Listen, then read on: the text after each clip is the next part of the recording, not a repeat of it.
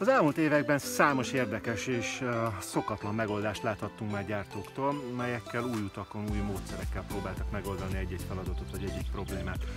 Ezek némelyikéről kiderült utólag, hogy marketingfogás vagy melléfogás volt, de számos megoldás viszont előre vitte a sportot. Többnyire egyébként ezen termékek már csak a kinézetük miatt is erősen megosztja a felhasználókat. Pont ebből a csoportból, ebből a kategóriából érkezett legújabb tesztalanyunk, a Motion Ride E18. A villa furcsa kinézete a linki csúgózásból ered, mely kialakításából eredően a villa nem ül össze a fékezésből eredő erők hatására, illetve meredek lejtmenetek során is kevesebb rugóutat vesztünk. Az ilyen helyzetekben nem változik a kerékpár geometriája, és szinte a teljes rugóút rendelkezésünkre áll. Ilyen kialakítást nem először látunk kerékpárokon, hiszen például ott van az 1993-ban megjelent AMP hasonló elven működő villája, vagy az Use Sub egykaros, illetve a Trust Performance Message villája is. Az E18 kifejezetten enduróra készült, így 150, 160 és 170 mm rugóút közül választhatunk, természetesen 27,5-es és 29-es kerékmérethez egyaránt.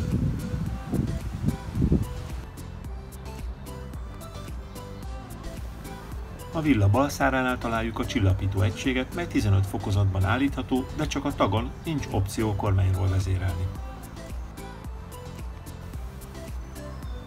A jobb száránál levő karbonlap felel a rugózásért, mely akár 100 tonna terhelést is kibír. Egy olyan megosztóan kinéző terméknél, mint a Motion Ride villa, egyáltalán nem szabad első ránézésre ítélkeznünk. Szerencsére a francia cég teszt lehetőséget nyújtott számunkra, egy 170 mm-es verziót itt most élesben, hosszú távon teszteltünk. Úgyhogy egy olyan nehéz feladat vár rám, hogy most a következő hónapban tesztelem.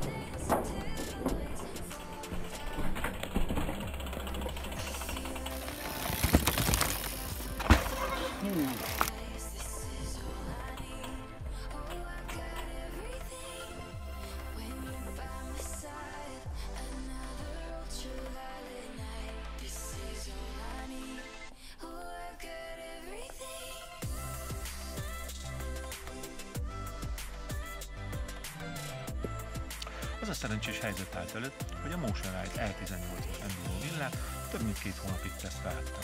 Ez az időszak kellően hosszú volt ahhoz, hogy számos különböző helyzetben bringázzak vele.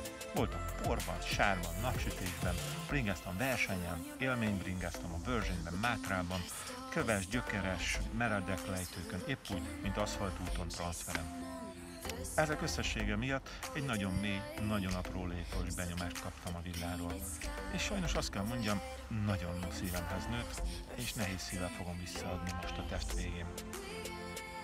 Az E18 villa ugyanis nagyon finoman indult meg, nagyon jól mozog. A rugóút első felét lineárisan, a második felét progresszíven mozogja, így ennek köszönhetően minden helyzetben az apró köves részen épp úgy, mint a nagy leugorásoknál teljes komfortban érzem magamat.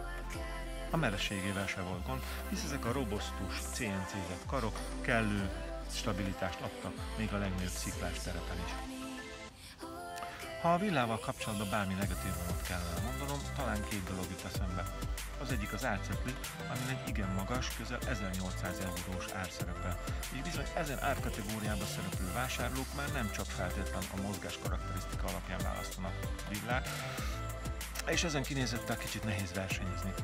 A másik, az ami a 2 hónap teszt során előjött, az a visszaút csillapítás, mely szép lassan elfogyott. Persze egy ilyen merőben új konstrukció esetén előfordulhatnak ilyen hibák, és a gyártó jelezte felém, hogy ezt azonnal ki is cserélik.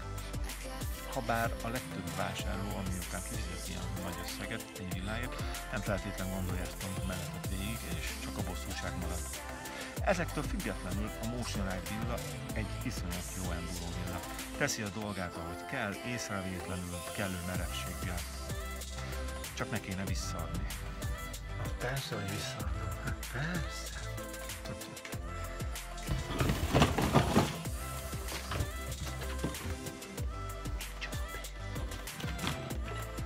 Ha a részletes tesztre kíváncsiak vagytok, keressétek a cikket a Mozgásvilág oldalon.